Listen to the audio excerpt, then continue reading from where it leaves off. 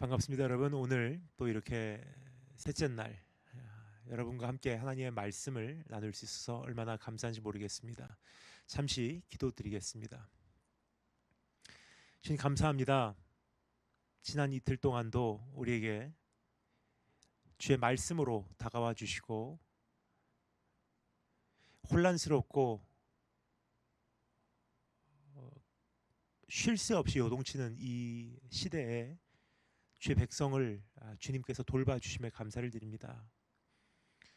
오늘 우리가 또 사모하는 마음으로 달려 나왔사오니 주님께서 우리에게 주의 음성을 들려주시고 주의 말씀으로 우리의 갈 길을 제시하여 주시기를 간절히 소망합니다. 예수 그리스도의 보혈을 의지합니다. 우리를 정결케 하시고 주 성령께서 기름 부어 주시기를 간절히 원합니다. 살아계신 우리 주 예수 그리스도의 이름으로 기도드립니다. 아멘. 벌써 여러분과 나누게 되는 세 번째 말씀입니다. 첫날은 좋은 마음을 소유하고 있는가라는 제목으로 우리 내적 토양을 진단하기 시작했습니다. 어제는 주의 군사로 살아가고 있는가라는 제목으로 만만치 않은 시대 속에서 우리는 어떠한 제자의 모습으로 살아가야 하는지 정리해 보았습니다. 오늘은 주의 신부로 준비되고 있는가라는 제목으로 우리가 가는 이 길의 최종적인 결과에 대하여 살펴보기를 원합니다. 참된 제자로 살아가면 어떠한 현실이 우리를 기다리고 있는가라는 질문을 드리고 있는 것입니다.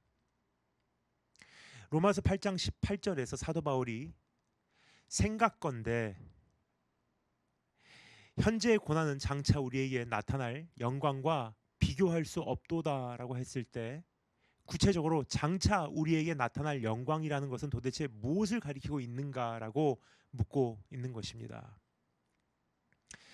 마치 사랑하는 연인이 장래의 어떠한 가정을 일구고 어떠한 사랑을 하고 어떠한 행복을 누릴 것인가를 함께 구상하고 생각하고 서로와의 대화 속에서 함께 그림 그려보며 그날이 오기까지 함께 성실히 하루하루를 살아가게 되듯이 주님과 나와의 관계는 최종적으로 어떻게 장식될 것인가를 보고자 합니다.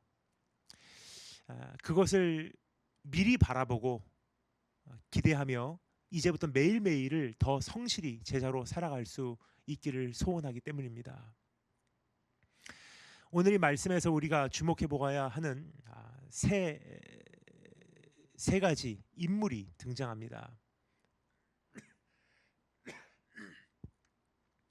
이 세 가지 등장 인물을 통하여 우리의 장래에 대한 정확한 그림을 소유하였으면 좋겠습니다. 세 가지 인물, 첫 번째 음녀, 두 번째 종들, 그리고 세 번째 신부입니다. 이 순서로 우리가 함께 정리해 보며 하나님께서 장래에 어떠한 계획을 가지고 우리를 기다리고 계시는지 우리가 그것을 깨닫고 기대하는 마음으로 미리 바라보고 이제 그것을 향해서 성실히 우리가 살아가는 축복이 우리 삶 속에 풍성해지기를 간절히 소망합니다.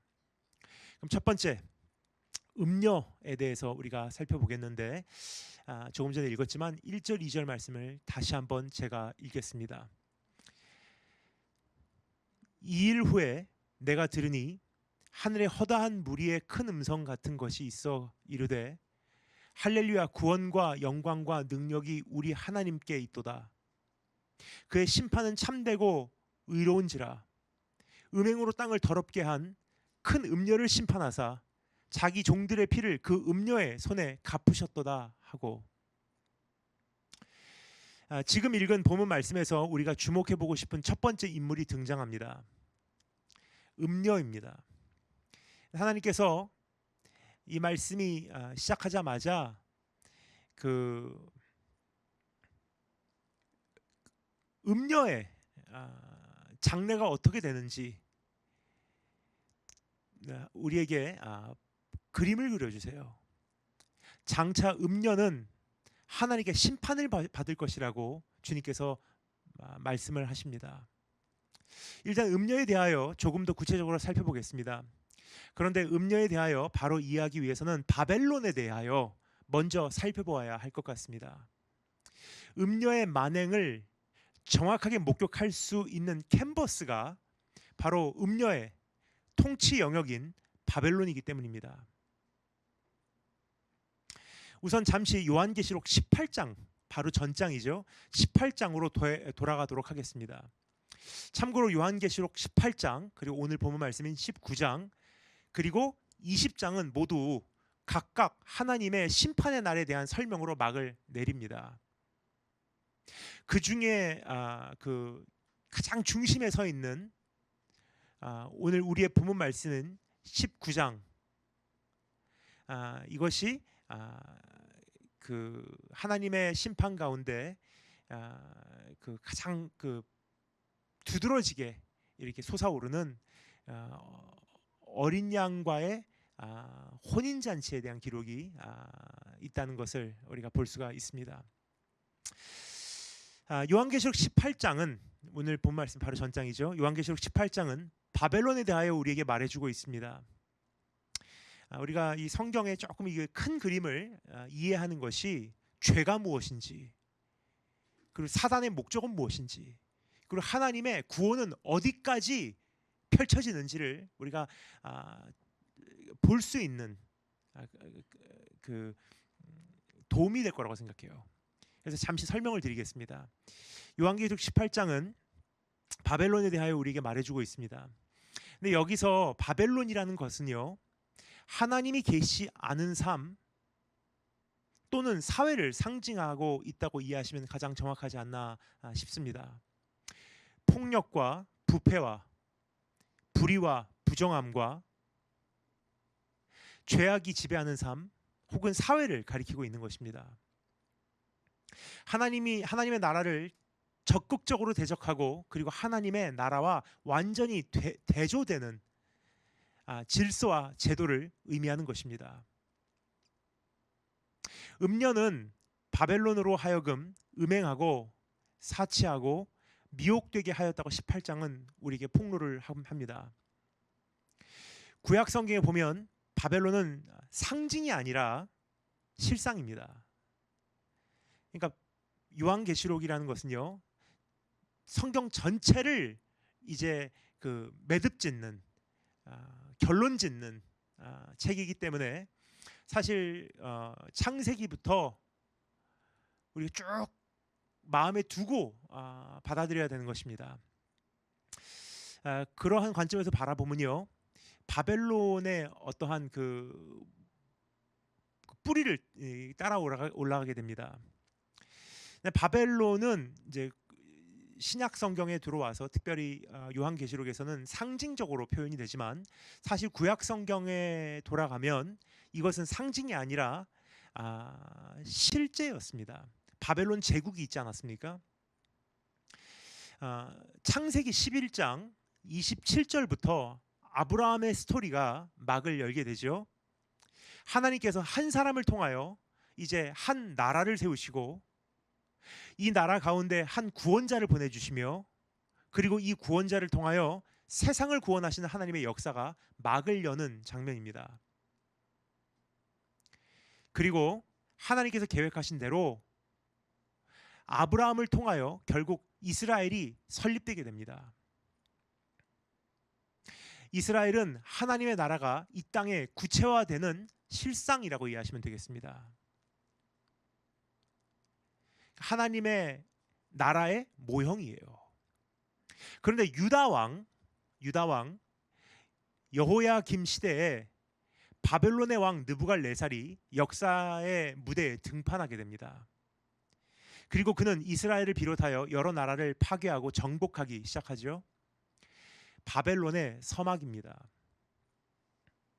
결국 이스라엘은 바벨론으로 끌려가 포로 생활을 시작하죠. 이것이 근대사에 이르기까지 이스라엘이 독립된 한 국가로 존재하였던 마지막 순간이었다고 이해하시면 되겠습니다. 다른 말로 설명을 드리자면 바벨론의 등장까지는 이스라엘은 단일적인 형태로 존재하였지만 바벨론의 침략부터 시작하여 근대사 1948년 5월 14일 오후 4시까지 이스라엘은 이방인들의 통치하에 있는 혼합적인 형태로 존재하였다는 것을 말씀드리고 있는 것입니다. 즉 바벨론이라는 것은요, the age of the Gentiles, 이방인의 시대를 개봉하는 역할을 했다고 이해하시면 되겠습니다. 이것에 대하여 다니엘서 2장에 예언이 되어 있습니다. 바벨론 왕인 느부갈네살이 꿈을 꾸었는데 한 큰 신상을 보게 됩니다. 그 신상의 머리는 순금이요, 가슴과 두 팔은 은이요, 배와 널쩍 다리는 노시요, 그 종아리는 쇠요, 그 발은 쇠와 진흙으로 섞여 있었다고 합니다. 여기서 신상의 머리는 바벨론을 뜻합니다. 다니엘이 해석을 해주죠. 그 신상의 머리는 왕인이다 하고 느부갈네살에게 다니엘이 설명을 해줘요. 그리고 다른 부위는 뭐 은과 쇠와 진흙으로 만들어진 다른 부위는요, 메대와 바사 제국을 비롯한 그 뒤를 따르는 다른 나라들을 상징한 것입니다. 하나님께서 느부갈네살에게 보여주신 꿈과 같이 바벨론은 이방인 시대를 여는 우두머리와 같은 존재라는 뜻입니다. 그래서 요한계시록에서 바벨론에 대하여 언급한다는 것은요, 단순한 시적 표현이 아닙니다. 그냥 듣기 좋으라고 뭔가 대단한 단어를 동원해서 바벨론이라고 칭한 것이 아니라는 거예요. 바벨론은 하나님 나라를 대적하고 하나님 나라와 대조되는 것을 모두 통틀어 가리키고 있는 표현이기 때문입니다. 바벨론의 시조에 대해서는 창세기 11장에서 찾아볼 수 있습니다. 그래서 아브라함이 등장하기 바로 직전에 이제 그 바벨론의 시조에 대해서 기록이 돼 있어요. 창세기 11장까지는 온 땅의 언어가 하나요, 말이 하나였더라라고 기록되어 있습니다. 그러나 사람들이 모여 서로에게 말하기 시작합니다. 성읍과 탑을 건설하여 그 탑 꼭대기를 하늘에 닿게 하여 우리 이름을 내고 온 지면에 흩어짐을 면하자. 창세기 11장 4절 말씀입니다. 지금 이 말씀드린 것을 쉽게 다시 한번 풀어서 이야기를 하면 이런 뜻입니다. 우리가 하나님께 도전하자. 우리도 하나님과 같이 되자. 그 어떠한 호의와 은총과 긍휼 따위를 의지하지 말고 우리 힘으로 저 높은 곳에 이르자라는 뜻이에요. 하나님은 이 광경을 바라보시다가 분노하시고 그들의 언어를 혼잡하게 하시고 그들이 서로 알아듣지 못하게 하시며 그들을 온 지면에 흩으심으로 더 이상 그 탑을 건설하지 못하게 하셨습니다. 우리가 주일학교 때부터 들었던 참 잘 아는 스토리입니다. 그래서 그 지역 이름을 바벨, 혼란스럽다, 혼잡하다라고 부르게 된 것입니다. 참고로 여기서 나온 영어 단어가 바벨, 왁자지껄하다라는 표현입니다. 이후로 많은 시간이 흐른 후 바벨이라는 지역에서 탄생된 것이 바로 바벨론이에요. 따라서 바벨론은 처음부터 기초부터 하나님께 도전하는 문명이었던 것입니다. 바벨론은 과학과 학식과 문학의 발전으로 천국에 이를 수 있다고 착각하는 사상인 것입니다. 그 흔적들을요, 지금 우리의 사회, 우리가 살고 있는 사회에서도 볼 수 있지 않습니까? 그래서 요한계시록에서 바벨론을 심판한다는 것은요, 이 세상의 모든 제도를 심판하신다는 거예요. 그리고 바벨론은 스스로 이름을 높이고 넓히고자 하는 인간의 허황된 노력을 말하는 것입니다. 이것이 이 세상의 기반이요, 역사요, 내용입니다. 그러니까 바벨로 출발해서 바벨탑으로 시작해서 이어서 바벨론 제국, 그리고 마지막에는 세상 바벨론으로 점진적으로 확대되어 가는 것을 이제 여러분께서 보셨으면 성경 전체를 이해하는 것에 도움이 되지 않을까 생각이 듭니다. 그래서 결국 쉽게 설명을 드리면요, 성 어거스틴이 말했던 것과 같이 결국 하나님의 이 구원의 경영, 구원의 역사는요, 두 도성의 이야기예요. 하나님의 도성과 세상의 도성, 하나님의 나라와 이 땅 바벨론의 충돌인 것입니다. 자, 이러한 역사의 무대 뒤에는 음녀가 언제나 있었던 것입니다. 음녀는 세상의 유행을 주도하고 그 안에서 가치 기준을 정해주는 거예요. 그러니까 여러분, 유행이 생기면 무엇이 중요한지가 그 우선순위가 정해지는 것 같아요. 가치 기준이 정해진다는 뜻입니다. 그리고 그 가치 기준을 위한 제도를 설립해요. 그 가치 기준을 붙돋기 위해서, 이렇게 부각시키기 위해서,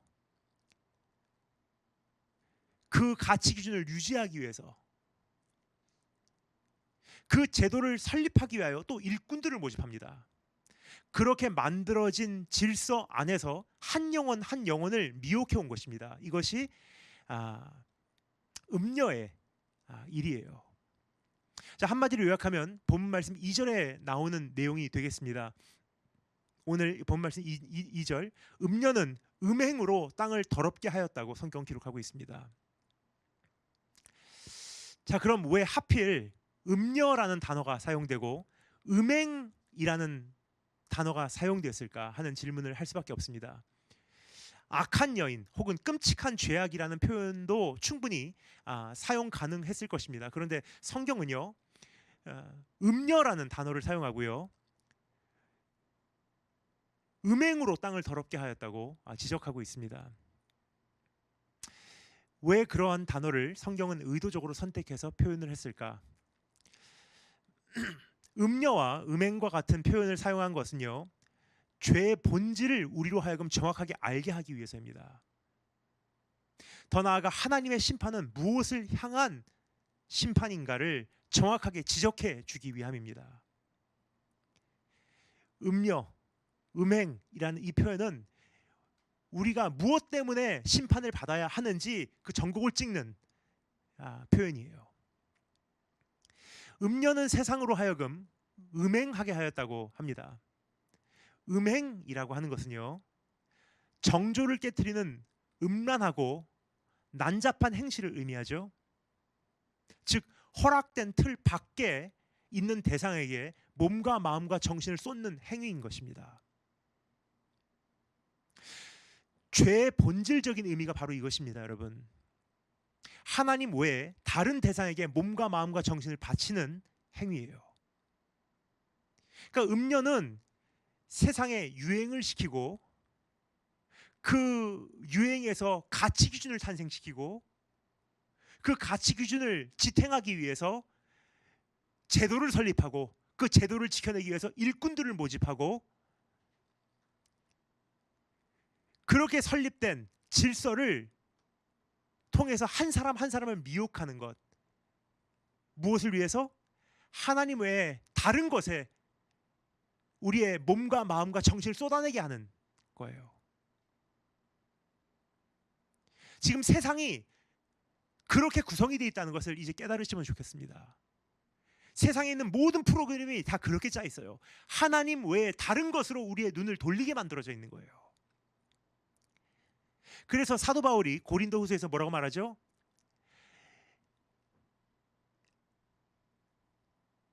이 세상의 신들이 믿지 않는 자들로 하여금 눈이 안 보이게 해서, 눈이 보이지 않게 해서 예수 그리스도 안에서 나타난 하나님의 영광의 광채를 보지 못하게 했대요. 성경에서는 이것을 음란을 행하다, 간음하다라고도 표현을 합니다. 그러니까 하나님 외에 다른 것에 우리의 마음을 쏟는 거예요. 음녀는 세상으로 하여금 하나님께 드릴 사랑을 다른 것에 바치도록 미혹하는 역할을 한 것입니다. 세상의 유행과 가치관과 제도와 일꾼들과 질서를 동원하여 하나님을 사랑하지 못하게 한 것입니다.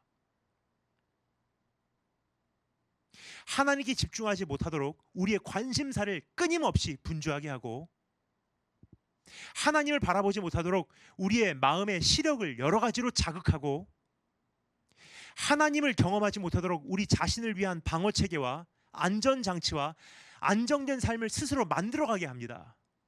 그리고 그것을 의지하게 해요. 이것이 지금 이 세상에 지금 끊임없이 돌아가고 있는 프로그램이에요. 그리고 우리는 그 안에서 살고 있다는 거예요. 이 결박을 풀고 나오지 않는 한 우리도 음녀와 바벨론과 함께 멸망할 수 있는 대상이라는 것을 지금 말씀드리고 있는 것입니다. 하나님께서 세상에 이러한 죄를 심판하실 것이요, 이러한 죄를 짓게 하는 제도에 아무 생각 없이 수긍하며 아무 정신 없이 휩쓸려간 인생들도 심판하실 것이라고 여기서 오늘 말씀하시고 계신 것입니다.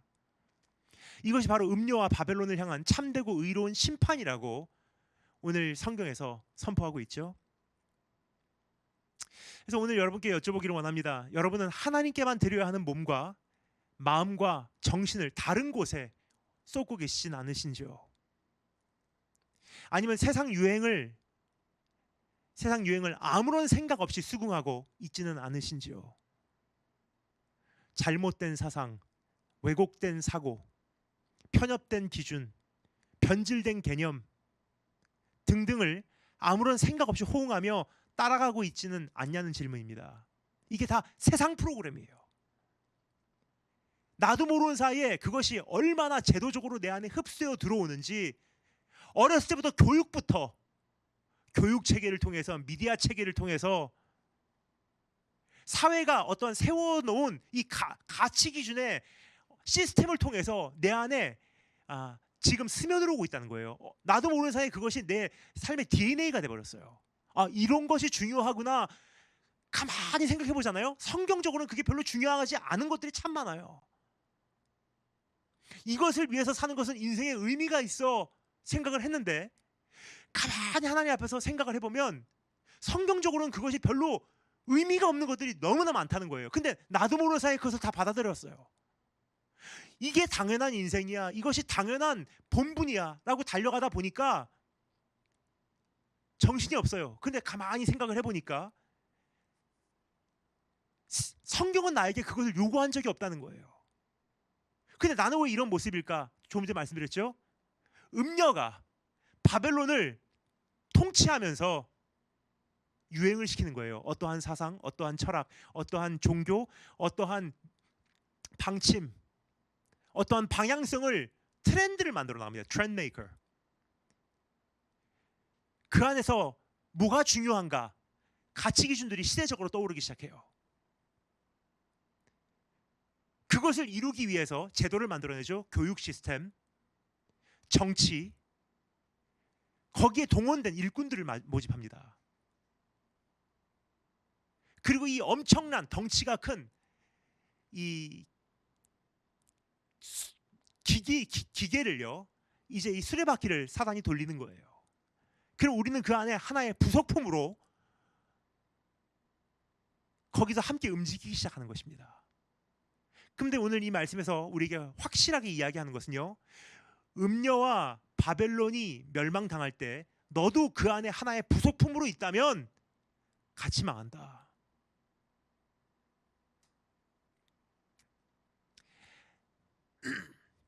여러분, 세상의 사상과 사고와 기준과 개념과 유행은 바벨탑 사건부터 지금까지 여전히 하나님께 도전장을 던지고 있다는 사실을 아시기 바랍니다.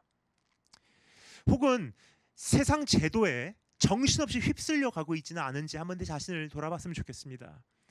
입시를 위해 정신없이 달려오고 보니 이제는 취업 위해 또 정신없이 달려가고 있고, 그 다음에 이제는 한번 살만하다 싶었는데 그 다음에는 출세 위해, 집 장만 위해, 가정 위해, 아이들 교육 위해 또 정신없이 달려가는 거예요. 결국 우리에게 남은 것은 바벨론에게 임하는 심판밖에 없다는 사실을 아시기 바랍니다. 제자라는 것은요, 제자는요, 이러한 유행과 제도의 결박을 끊어버리고 하나님 나라를 위하여 살겠노라고 걸음을 반대 방향으로 내딛는 사람들인 거예요. 그래서 당시 예수님의 제자들은 어떻게 했습니까? 그 당시에 중요하다고 생각하는 제도를 버려버렸어요. 예를 들어서 세베대의 아들들, 주님께서 제자로 부르실 때 어떻게 합니까? 자기 아버지를 자기네들이 그물을 깁던 배에다가 남겨둔 채로 버려두고 주님을 따랐대요.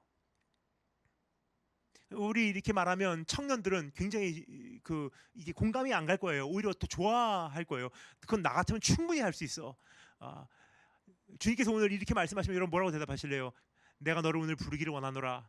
이제 부모에게 독립해서 너는 내가 지시하는 그곳으로 가라 그러면 할렐루야 할 거예요. 근데 그 당시는 조금 이게 의미가 달라요. 자기의 부모를 버리고 특별히 자기 아버지를 등지고 주님을 따랐다는 것은 바로 이 뜻입니다.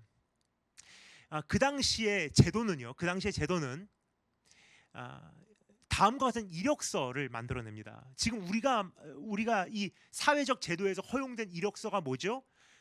어디 졸업했고, 어디 출신이고, 누구하고 교제하고, 어느 클럽에 소속돼 있고, 지금 어떠한 자격증 취득하였고, 어디서 근무한 경험이 있는 이력들이에요. 근데 이것이 왜 중요하냐? 사회가 그렇게 정해놨기 때문이에요. 그게 제도예요, 여러분. 근데 그 제도를 주도하는 게 누구냐? 이 세상 공중 권세를 잡은 음녀라는 거예요. 근데 그 당시 제도가 무엇이었냐? 그 당시는 또 그 이력서가 좀 달랐습니다. 이력서 내용이.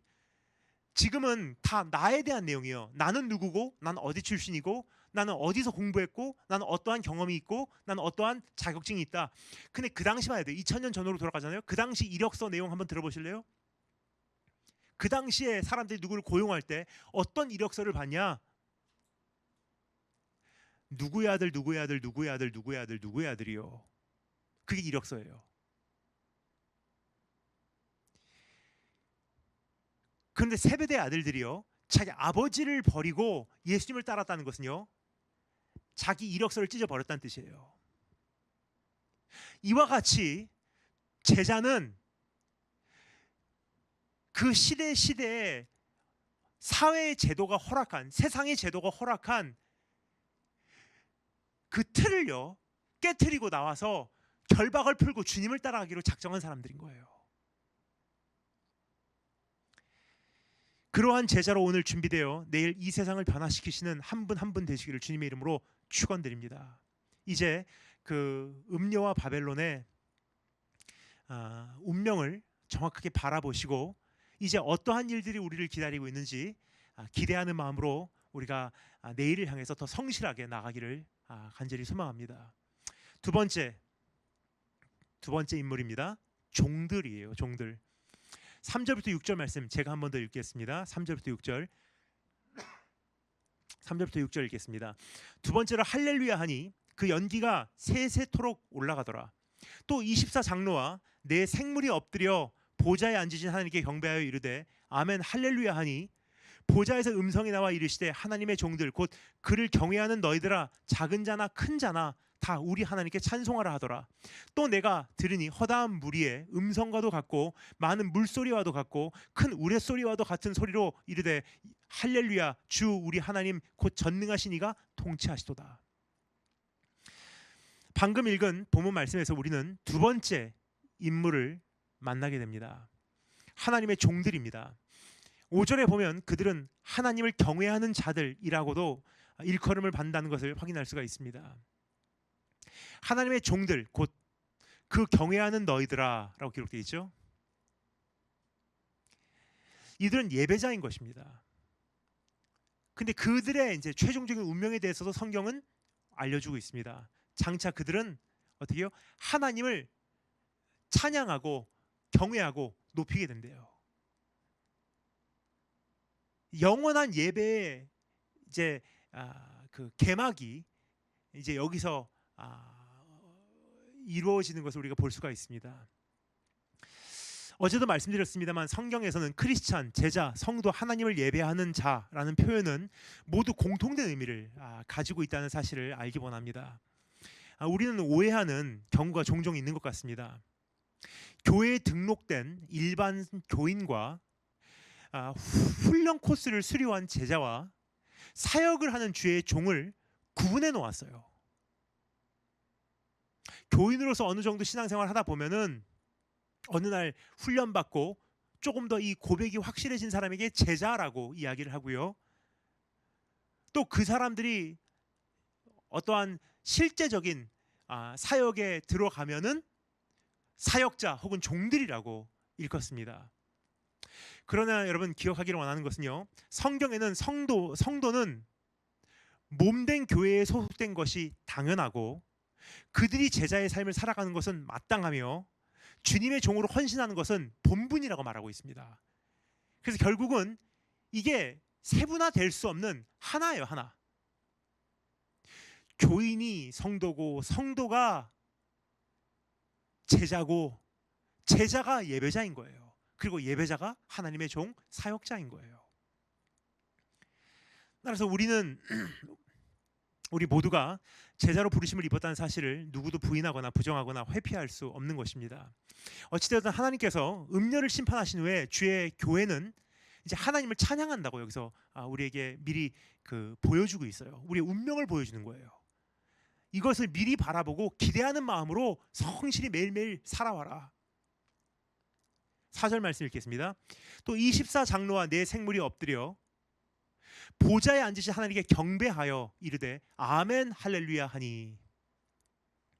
요한계시록 4장에서도 기록하고 있듯이 여기서 등장하는 24장로는 온 교회, the entire church, 온 교회를 상징하며 여기서 말하는 네 생물은 하나님께 수종드는 천사인 그룹들을 말하고 있는 것입니다. 그들은 함께 하나님을 경배하며 다음과 같이 외치죠. 아멘 할렐루야. 이때 하늘에서 음성이 들리기 시작합니다. 5절 말씀 읽겠습니다.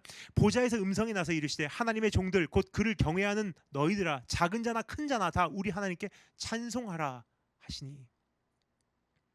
작은 자나 큰 자나라는 표현은요, 모든 종들아라는 표현이에요. 사역이 작든 크든 열매가 작든 크든 쓰임 받음이 작든 크든 그리고 천국에서의 상급이 작든 크든 하나님을 다 예배할 수 있지 않은가? 충분히 예배할 만한 이유가 있지 않은가? 그럼 온 교회가 주를 찬양하게 될, 작은 자나 큰 자나 모두가 주님을 찬양하게 될 수밖에 없는 그 제목이 무엇인가? 모든 종들이 주를 경배하게 될 제목이 무엇인지 여기서 기록하고 있습니다. 6절 읽겠습니다. 또 내가 들으니 허다한 무리의 음성과도 같고 많은 물소리와도 같은 큰 우레소리와도 같은 소리로 이르되 할렐루야. 여기서 제목이 선포됩니다. 주 우리 하나님 곧 전능하신 이가 통치하시도다 그래요. 이것이 예배의 제목이에요. 영원토록 우리가 주님을 예배드리는, 경배하는, 찬양하는 그 내용이 뭐냐? 주 다스리시네. 여기서 우리의 주를 찬양하고 경배하게 될 제목은 주님의 통치라고 우리에게 정확하게 밝혀주고 있습니다. 이 찬양과 경배는 음녀의 통치가 끝나고 주님의 통치가 도래한 것으로 인하여 기뻐하는 자들의 입술에서 터져나오는 고백인 것입니다. 자, 그런데 이 통치가 뭐 그렇게 대단하냐라고 생각하시는 분들이 계실 거예요. 근데 설명을 드릴게요. 이미 제가 그래서 미리 설명을 드렸어요. 조금 전에 살펴보았듯이 통치라는 것은요, 음녀가 바벨론을 통치했다고 말씀드렸죠. 그 이 통치라고 하는 것은요, 단순히 다스린다라는 개념이 아니에요. 통치는 유행을 주도하고 그 안에서 가치 기준을 정해주고 그 가치 기준을 위한 제도를 설립하고 그 제도를 설립하기 위하여 일꾼을 모집하고 그렇게 만들어진 질서를 통하여 백성의 갈 길을 안내하는 강력한 영향력을 행사하는 것이 바로 통치예요. 음녀는 바벨론에서 그러한 영향력을 펼쳤죠. 이 땅에서, 이 세상에서. 그러나 하나님은 음녀와 바벨론을 멸하시고 자신의 영향력을 그렇게 펼쳐가실 것이라고 지금 이야기하고 있는 거예요. 이제 하나님의 가치 기준이 인정되고 이제 하나님의 제도가 펼쳐진다는 뜻이에요. 하나님의 질서가 이제 거행된다는 뜻입니다. 하나님께서 아름답고 소중하고 귀하게 여기는 기준에 우리가 나열된다는 뜻이에요. 더 이상 세상이 정해주는 것을 아름답게 여기고 소중하게 여기고 귀하게 여기지 않는다는 뜻이에요. 그날이 오면요, 이제는 주님과 같은 것을 바라보고 같은 것을 좋아하고 같은 것에 감탄하고 같은 것에 행복해하고 같은 일로 인하여 흥분하게 된다는 뜻입니다. 그러니까 우리가 지금 굉장히 이 이성과 지성과 이 관심사와 우리의 세계관이요 왜곡이 돼버렸어요. 휘어져 버렸어요. 병이 걸린 거예요. 변형이 돼버린 거예요. 그래서 좋아해야 될 것을 좋아하지 않고요, 미워해야 될 것을 때로는 아름답다고 생각하고 흠모를 하기 시작해요. 그 원인이 무엇이냐? 음녀의 통치하에 있고요, 세상 바벨론이라는 음녀 통치 영역에 우리가 살고 있기 때문이에요. 근데 우리는 이것을 뿌리치고 이 세상에서 그것을 영유하여 살고자 몸부림치는 제자인 거예요. 근데 그날 우리가 주님을 영원토록 찬양할 이유는 무엇이냐? 그날이 되면요, 내 정신이 돌아오는 거예요. 내 지성이 바로 작동하기 시작하는 거예요. 이젠 드디어 아름다운 것을 아름답게 여길 수 있게 되는 내 안에 취향이 생기는 거예요. 진짜 귀한 것을 알아보는 안목이 생기는 거예요. 이게 뭐라고요? 하나님의 통치예요. 하나님께서 정하신 이것이 귀한 거다 하는 그 가치 기준에 나열되는 거예요. 하나님께서 말씀하시는 This is the standard of what beauty is. 아름다움의 기준이란 이거다 라고 그 정해놓으신 그 기준에 우리가 나열되는 거예요. 아, 저게 아름답구나. 사람들이 참 희한한 것 같아요. 가끔 다니다 보면요, 아름답지 않다고 생각하는 것을 사람들이 아름답게 여기는 경우가 있어요. 근데 사람들은 이야기합니다. 뭐 아름답다고 생각하는 것은 그거 뭐 다 그 상대적인 거 아닌가? 이 세상에선 그렇죠. 근데 여러분, 하나님 앞에 가면요, 절대적 기준 대신 하나님께서 아름답게 여기는 것이 이제 우리가 영원토록 아름답게 여겨야 되는 그거예요. 그때는 하나님께서 원하시는 모습으로 우리가 조율된다고 성경은 말하고 있습니다. 그리고 하나님께서 세우신 이 질서 안에서 우리도 영원토록 살아가게 된다고 말하고 있는 것입니다. 여러분, 이것이 천국 현실이에요. 이것이 하나님의 통치 현실입니다. 장차 음녀는 심판받고 그 통치하에 있었던 바벨론은 멸망하게 됩니다. 바벨탑,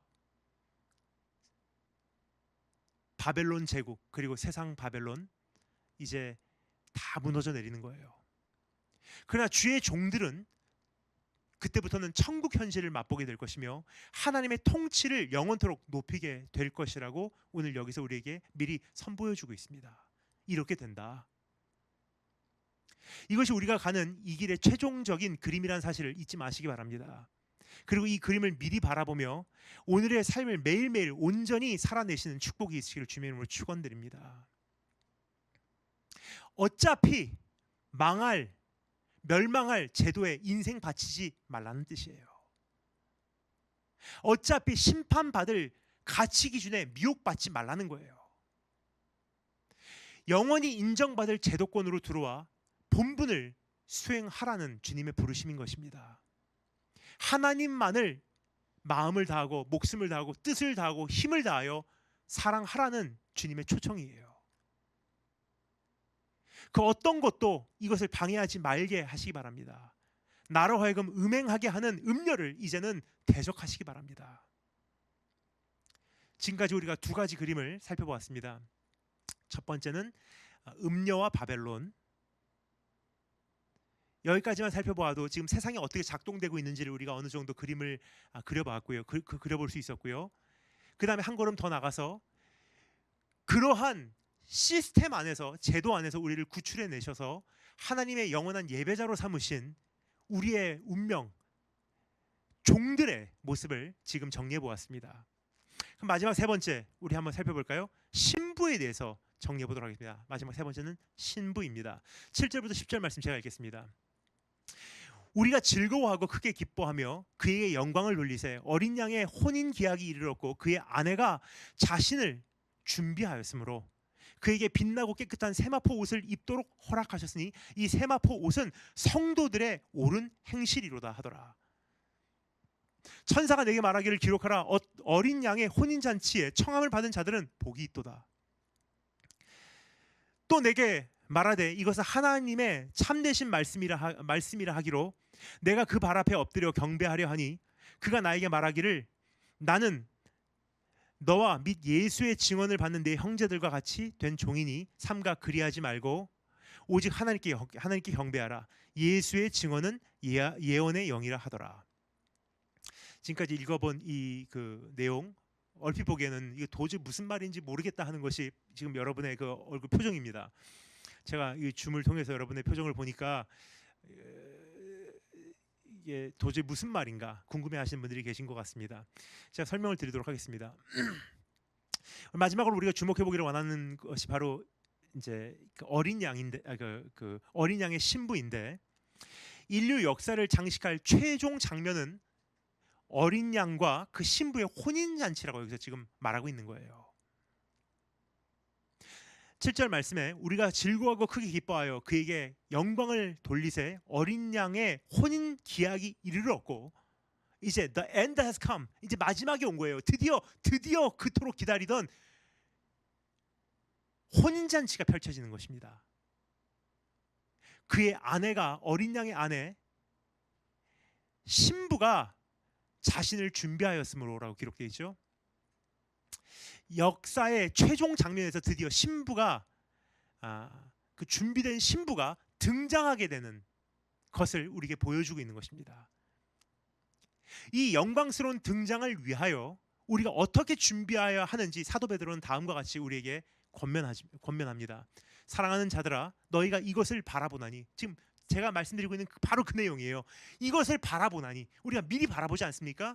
조금 전에 말씀드렸죠. 미리 바라보면 이제 우리가 어떻게 매일매일 살아가야 되는지가 정해지는 거예요. 사랑하는 연인들이 우리 결혼하면 이제 어떻게 하지?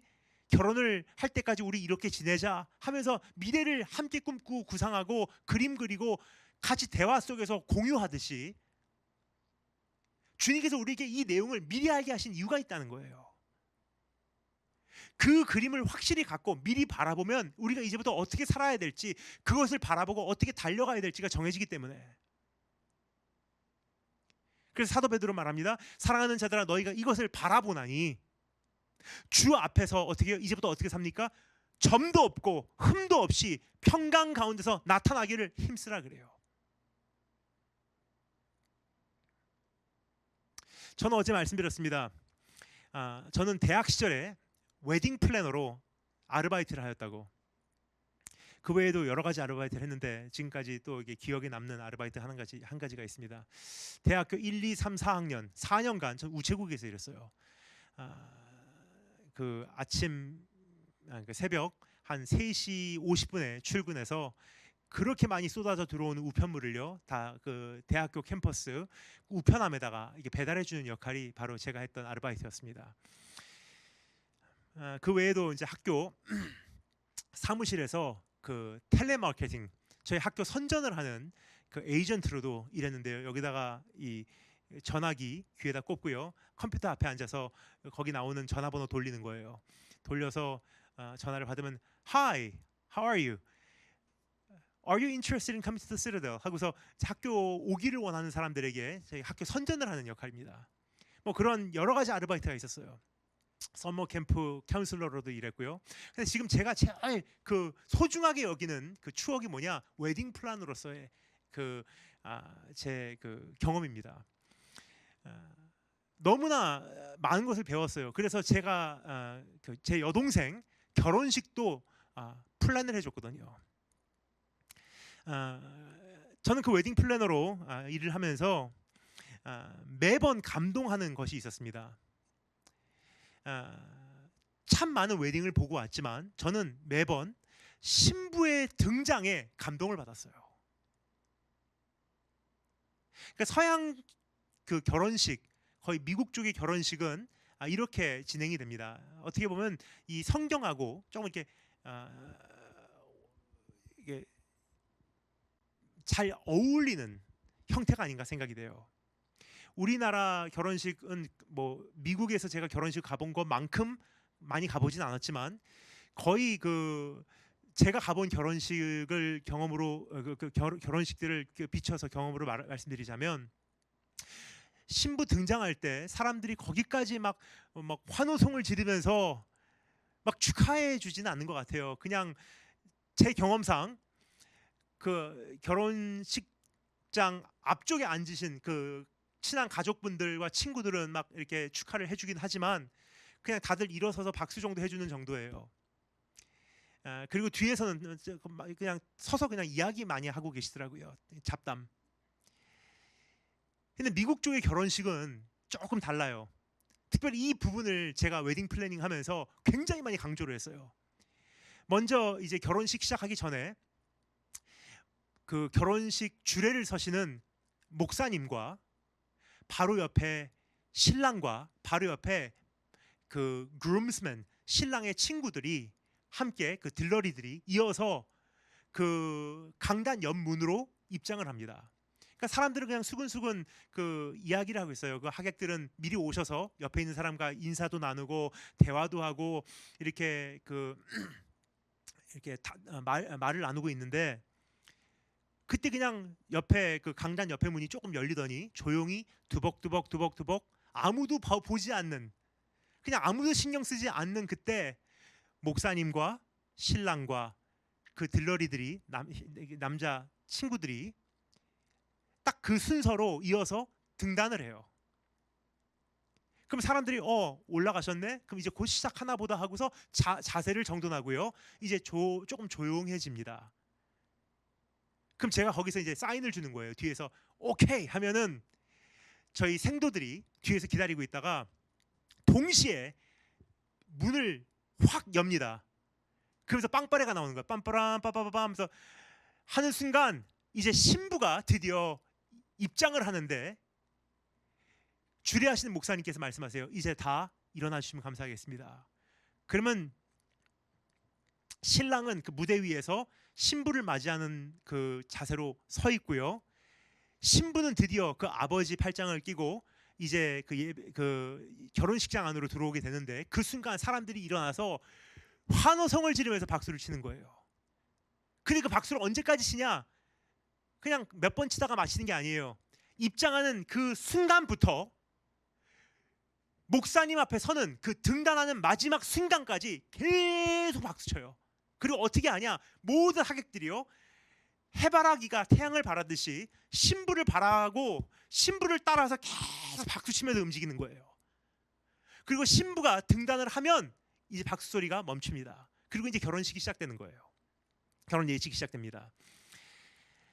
이와 같이 저는 거기서 참 많이 감동을 받았어요. 이게 우리의 모습이구나 하는 생각을 참 많이 했습니다. 이와 같이 신부에게 스포트라이트가 조명되는 순간 암묵적 선포가 외쳐지는 것입니다. 이 날을 위하여 이 신부는 묵묵히 기다려왔습니다. 이 날을 위하여 자신을 순결하게 준비해온 신부입니다. 드디어 기다려온 그날이 왔습니다. 지금까지 잘 견디고 지금까지 잘 준비해 왔다고 여러분 축하해 주시기 바랍니다. 바로 그 뜻이에요. 그러니까 결혼식에 그 입장할 때는요, 주인공은 신부예요. 신랑도 아니에요. 신랑 입장해봤자 누구도 신경 안 씁니다. 근데 신부 입장할 때는 환호성을 지면서 박수를 쳐요. 여러분, 어린 양의 혼인잔치 기약이 이르렀을 때 과연 우리의 모습은 어떠할까 생각해 보시기 바랍니다. 천국에 있는 천군 천사와 하나님의 백성들이 과연 묵묵히 기다려온 신부로 나를 칭찬할 만한지, 과연 순결하게 다른 거 사랑하지 않고 신랑만을 위하여 관리하고 성별되고 준비해온 신부로 나는 인정받을 수 있을까?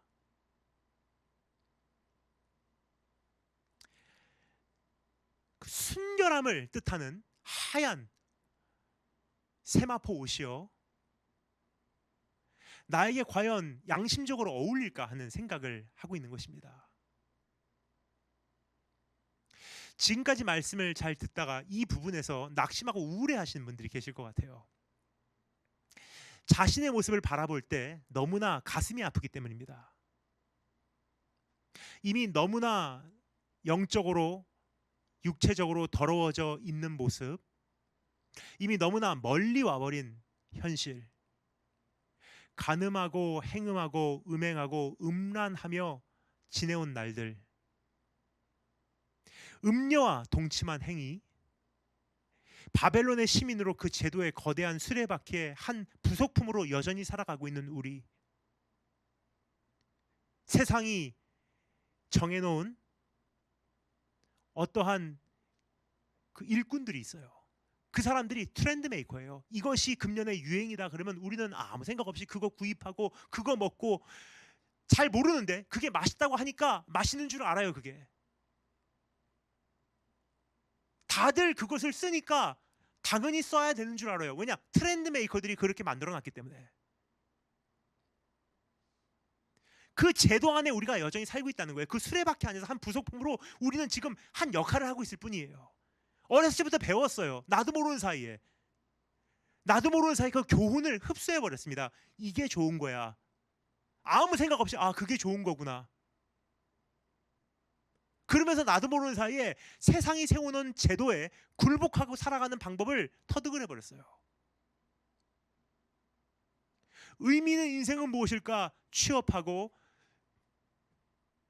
입시 합격하고 가정 꾸리고 결혼하고 아이들 낳고 아이들 좋은 대학 보내고 내 집 장만하고 노후를 즐기고 노후 대책 있는 그 인생, 성공한 인생이야. 누가 가르쳐줬습니까? 그거 성경에서 그거 말한 적 없습니다, 여러분. 근데 모르는 사이에 그게 우리의 기준이 됐어요. 그게 가치 기준이 됐어요. 왜요? 음녀가 바벨론이라는 제도로 그것이 중요하다고 우리에게 가르쳐준 거예요. 왜요? 그것을 추적하다 보면은 하나님을 마음을 다하고 성품을 다하고 힘을 다하여 사랑하는데 우리가 다른 데 관심을 쏟게 돼 있거든요. 하나님의 도성과 정면적으로 충돌하는 것이 그래서 바벨론인 거예요. 하나님은 이것을 위해서 살아가라 하는데 바벨론은 저것을 위해서 살아가라고 이야기해요. 하나님의 나라는 저것이 아름답다고 하는데 바벨론은 이것이 아름다워라고 이야기를 해요. 하나님의 나라는 이게 값진 인생이야라고 말하는데 바벨론과 음녀는요, 이것이 의미 있는 인생이야라고 우리에게 끊임없이 속삭입니다. 여러분, 이 그림이 보이냐는 질문이요. 그래서 제가 조금 전에 세상 바벨론, 바벨론 제국, 바벨탑까지 돌아가서 설명을 드린 이유가 바로 여기 있습니다. 이걸 보지 않으면요, 내가 지금 누구에게 영향을 받고 있는지를 모르는 거예요. 한평생 살아가면서 그게 난 줄 알아요. 알고 보니까 나에게 인풋된 프로그램일 뿐이에요. 그럼 이제 하나님의 말씀 앞에서 절대적 기준, 이게 하나님 나라잖아요. 하나님의 나라는 것은 무엇입니까? 하나님의 통치라는 뜻이에요. 하나님의 통치라는 것은 무엇입니까? 하나님께서 세워놓으신 기준, 하나님께서 원하시는 유행, 그것을 위해서 하나님께서 세워놓으신 제도, 그 제도를 일구기 위해서 하나님께서 세워놓으신 일꾼들. 여러분, 사실 그 정치라는 게 뭐죠? 정치라는 것은 우리가 잘못 오해를 하면 안 됩니다. 정치, politics라 그러면요, 정치한다 그러면 이 사람도 저 사람도 우리가 잘 내 친구로 해서 내 원수도 내 친구로 삼고 그래서 내가 하고 싶은 일을 하고, 그게 정치 아니고 그건 정치를 그냥 굉장히 지저분하게 하는 거고, 사실상 그 politics, 정치라고 하는 것은 무엇이냐면요, 정확한 정의는 이것입니다. 사회의 일원들인 이 시민들을 본인이 생각하기에, 그 정치가 본인이 생각하기에 좋은 곳, 유토피아다 생각하는, 보다 더 나은 삶이다라고 하는 그 현실, 그 장소로 인도하기 위해서 제도적으로 사람들을 이끌어내는 것이 정치예요. 그럼 그 정치 안에 동원된 것이 무엇입니까? 일꾼들이에요. 정치가들이에요. 당, 어떠한 그 정부 제도, 정부 시스템,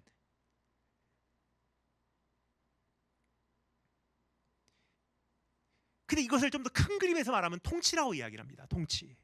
그 통치 하에는요, 교육 시스템도 있는 거예요. 왜요? 사상을 바꿔야지 우리 모두가 거기를 가니까. 이 통치 시스템 안에는요, 사회 미디어도 있어요. 뭐냐? 미디어로 영향을 끊임없이 줘야지 이 통치권을 잡고 있는 사람이 주도하는 그 세상으로 모두를 이끌고 갈 수 있으니까. 이 그림이 보이십니까? 이것이 음녀의 역할이고 바벨론이라는 것은 그렇게 영향을 받고 있다는 거예요. 그 안에서 우리가 살고 있는 거예요.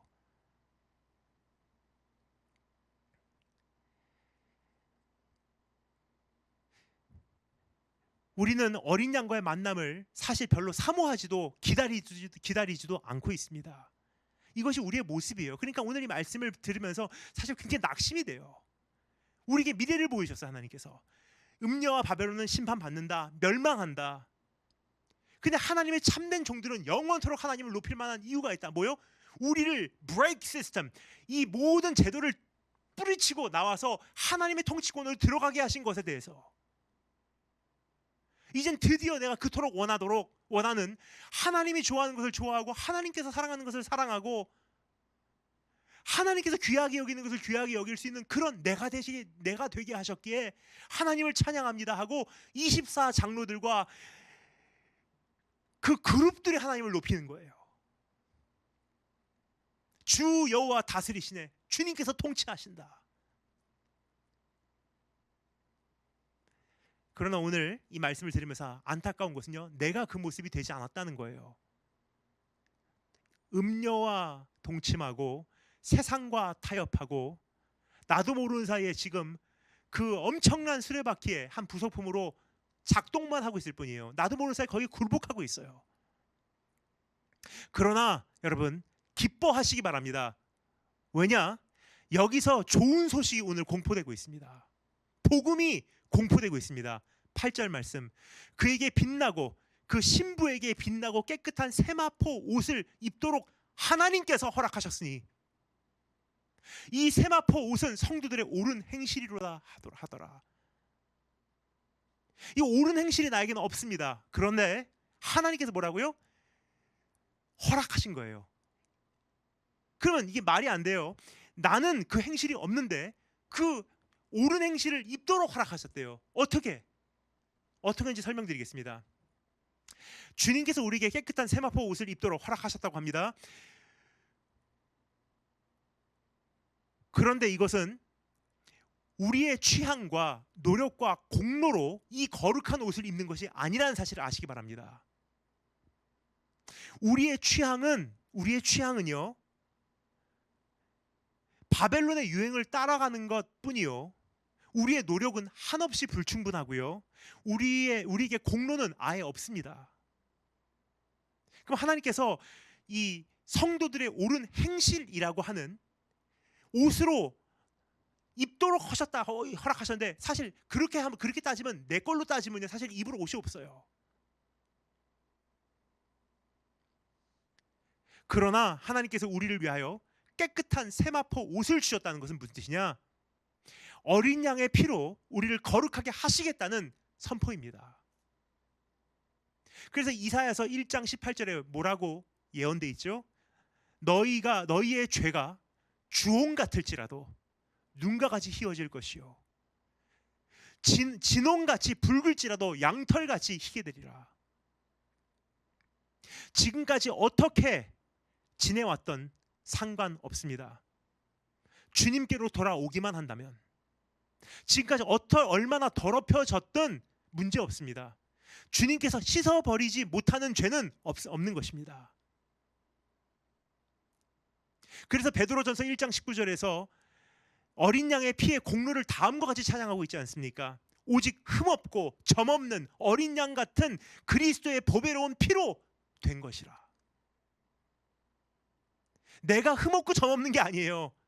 어린 양의 피가 흠없고 점이 없기 때문에 그것이 나에게 덮여 씌워져 버리니까 내가 어느 날 하나님 앞에 서고 돌아보니 깨끗한 세마포 옷을 입고 있는 것입니다. 그래서 어린 양의 혼인잔치에 초대된 것은 복 있는 일이라고 여기서 말하고 있죠. 우리의 공로가 아니라 전적으로 어린 양의 사역을 통해서 허락된 특권이기 때문입니다. 그래서 9절에서 다음과 같이 기록하고 있습니다. 9절, 천사가 내게 말하기를 기록하라. 어린 양의 혼인잔치에 청함을 받은 자들은 복이 있도다. 그러면서 뭐라고 말합니까? 또 내게 말하되 이것은 하나님의 참되신 말씀이라 그래. 이것은 누구도 어길 수 없고 누구도 이것을 뒤집을 수 없는 말씀이란 뜻이에요. 우리가 예수 그리스도의 보혈로 결단코 덧입힘을 받게 되면 그날 하나님 앞에 우뚝 서서 우리가 하나님을 영원토록 높일 수 있는 특권이 우리에게 주어진다는 선포입니다. 그럼 이제 우리는 무엇을 하여야 할까? 어떻게 이 말씀에 반응해야 할까? 잠시 7절로 돌아가 보시기 바랍니다. 뭐라고 기록되어 있죠? 어린 양의 혼인 기약이 이르렀고 그의 아내가 자신을 준비하였으므로 라고 되어 있어요. 준비하였으므로. 우리는 주님의 신부로 준비하여야 합니다. 그럼 뭘 준비하냐? 내가 옷을 챙겨 입는 거 아니에요. 허락된 옷을 받아들이고 그 허락된 깨끗한 세마포를 입는 거예요. 그 옷을 준비해 주시는 분 하나님이세요. 어디서 알 수 있죠? 바벨론의 시조도 창세기로 돌아가듯이 회복되는 하나님의 그림도 창세기로 돌아갑니다. 아담과 하와가 죄를 졌을 때 하나님께서 어떻게 하십니까? 그들에게 동물 가죽으로 옷을 입혀주셨어요. 그들의 부끄러움과 수치를 다 가릴 수 있는 옷으로 덧입혀주셨다는 거예요. 그러면 그들이 어떻게 하나님 앞에 설 수 있었습니까? 그것을 주시긴 하셨지만 입어야 되는 거예요. 무슨 뜻입니까? 하나님께서 허락하신 그것에 굴복하라는 거예요. 난 그것을 의지합니다. 나에게는 아무런 공로가 없습니다. 난 이대로 하나님 앞에 설 수 없습니다. 그래서 주님 나를 입혀주시는, 덧입혀주시는 옷이라면 내가 입기를 소망합니다. 그렇게 준비하면 그 세마포 옷을 입고 우리가 주님 앞에 서게 될 것이라는 선포입니다. 마태복음 22장에 보면요, 혼인잔치의 비유가 소개되고 있습니다. 한 임금이 그 종들을 보내어 그 청한 사람들을 혼인잔치에 오라 합니다. 전 이 말씀이 어렸을 때 굉장히 이해가 안 갔어요. 사실 당일날 오늘 아들 결혼식이 있어요. 오세요. 그럼 누가 가겠습니까? 갈 수 있는 사람 많이 없다고 생각해요. 그래서 나중에 사람들이 변명을 달면서 못 간다고 말했고 당연한 거 아닌가, 왕이 거기까지 분노할 필요가 없을 텐데라고 생각을 했어요. 근데 이것은 고대 결혼식을 좀 이해를 못했기 때문이에요. 어떻게 보면 지금 미국식 결혼식이 고대 그 결혼식의 형태를 조금 이해하는 데 도움이 될 거라 생각합니다. 우리나라에서는 지금 청첩장을 보내잖아요. 결혼합니다. 몇 월 며칠 날 누구와 누가 결혼합니다. 오시기 바랍니다. 오셔서 축복해 주세요. 그렇죠? 그러면 청첩장 받고 아유 결혼하나 보다 하고 알았어 하고 그냥 날짜 적어놔요. 근데 미국 쪽에서는 절대로 그렇게 하지 않습니다. 지금 서양 나라에서는요 절대로 그렇게 하지 않습니다. 청첩장에 오면요 그 안에 또 다른 봉투가 하나 담겨져 있어요. 그리고 거기 카드가 있어요. 무슨 카드냐? RSVP, 내가 가겠습니다 혹은 못 갑니다라고 체크할 수 있는 카드예요. 그럼 내가 그 RSVP 하는 카드에다가 I will be there, 내가 가겠습니다 하고 체크하잖아요. 그럼 그 옆에 또 공간이 있어요. 플러스 1, 플러스 2 하면 나 외에 한 명 같이 동반합니다. 나 외에 2명 같이 가겠습니다. 정확한 숫자를 세서 다시 동봉되어 있는 그 봉투에 넣어서 그거를 보내는 거예요. 이미 우표까지 붙여져 있어요. 그러면 결혼 예식이 거행되는 그날에 가잖아요. 정확한 명단이 나와 있어요. 누가 오는지 그 연회장에. 지금 여기서 말하고 있는 그거예요. 임금이 이미 아들의 결혼식을 당일날 정하지 않았다고 생각해요. 오늘 우리 아들이 오늘 결혼합니다. 오실 분들 오세요가 아니에요. 이미 몇 년 전에 2년 후 이맘때는 우리 아들이 결혼하게 되겠죠. 그때까지는 이러한 준비가 필요하기에 약 2년이라는 시간이 필요합니다. 하지만 이맘때쯤 결혼하게 되면 여러분 와주시기 바랍니다 라고 이미 다 그 약속을 받은 사람들이에요.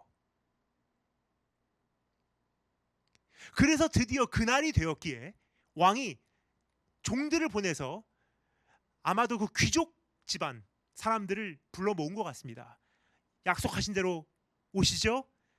드디어 그날이 왔습니다. 오실 때가 되었습니다. 하고 다 그 서신을 보낸 거예요. 근데 이 사람들이 뭐라고 말합니까? 여러 가지 핑계를 대며 혼인잔치에 불참합니다. 어떤 이는 밭으로 가서 일하기 바쁘고 또 어떤 이는 개인적인 일로 분주합니다.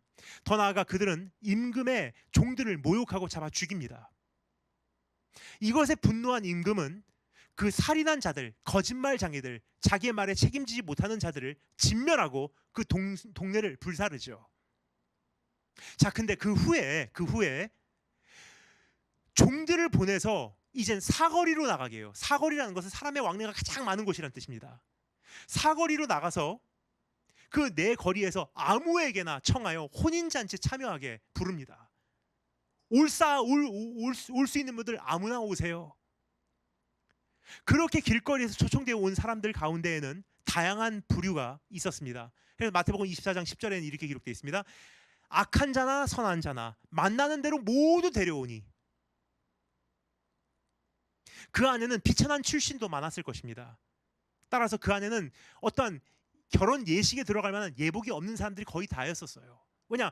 시장거리, 사거리에서 초청받아서 얼떨결에 쫓아온 사람들이기 때문에 무슨 예복을 준비 안 하는 거지. 우리가 지금 현대 시대 눈으로 바라봐서는 안 돼요. 요즘 시대에 우리가 이 말씀을 접하면요, 그거 집에 가서 양복 하나 있는 거 입고 오면 되지. 그렇게 간단하게 생각할 수 있어요. 지금은 뭐 유니클로만 가도 쉽게 양복 하나 장만할 수 있지 않습니까? 그런데 고대 시대는요, 결혼 예식에 들어간 특별히 임금의 아들의 혼인 잔치에 들어가는 예복은요, 이건 귀족들에게만 허락된 예복이에요. 일반인이 사거리에서 갑자기 그 왕의 종에게 그 초청 받아서 그날 준비할 수 있는 정도의 예복이 아니라는 거예요. 아무리 노력해도 자신의 힘으로는 도저히 준비할 수 없는 예복이에요. 자신의 신분을 감출 수 있는 능력이 없다는 거예요. 초청되어 갖고 온 사람들 가운데 형편이 좋지 않은 사람들도 많이 있었을 것입니다. 하지만 임금은 신분과 계층을 가리지 않고 모두를 그 잔치에 초대하였습니다. 단지 한 가지 조건이 있어요. 그 혼인 잔치에 들어오는 것에는 한 가지 조건이 있었습니다. 그 입구에서 예복을 나눠주는 거예요. 그 예복을 착용하는 것입니다. 그러니까 이 사람들이 예복을 안 입었다고 쫓겨나는 게 아니에요.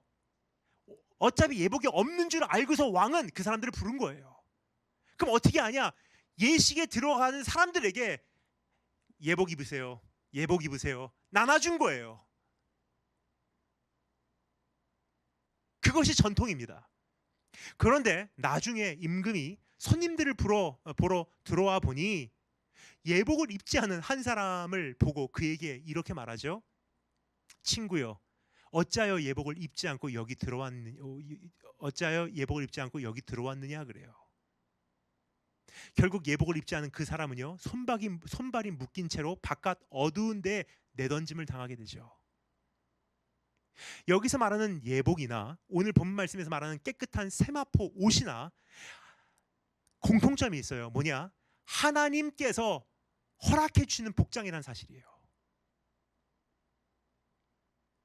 우리의 허물을 숨겨주시고 우리의 배경을 감춰주시고 우리의 더러움을 감싸주시며 우리의 수치를 가려주시는 복장입니다.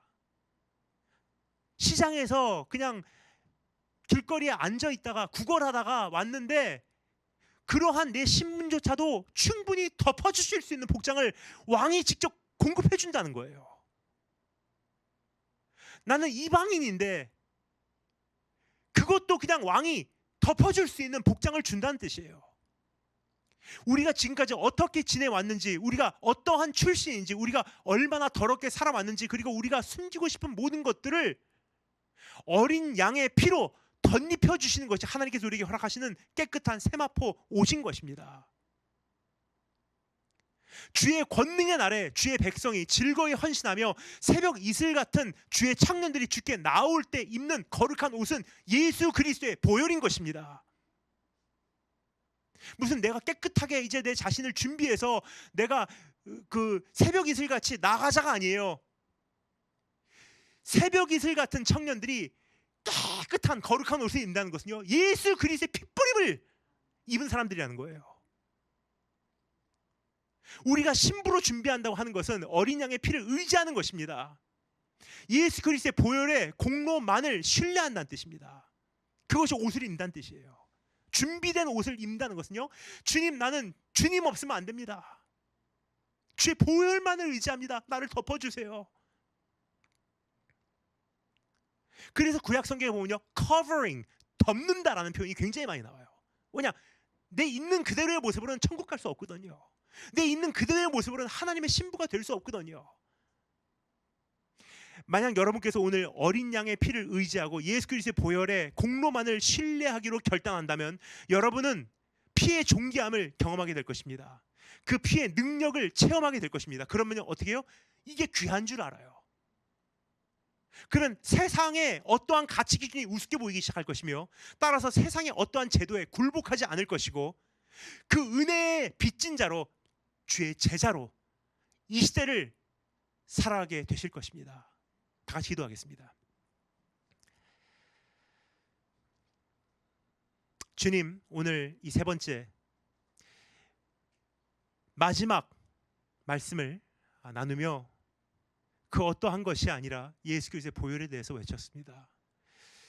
순결한 신부가 되고자 노력하고 길을 쓰며 몸부림치는 것 참 좋지만, 하지만 그것으로는 역부족이라는 사실을 이제 깨닫게 하여 주시기를 소망합니다. 하나님, 이제는 그 보혈의 미스터리를 우리에게 하나씩 하나씩 개봉하여 보여주시기를 원합니다.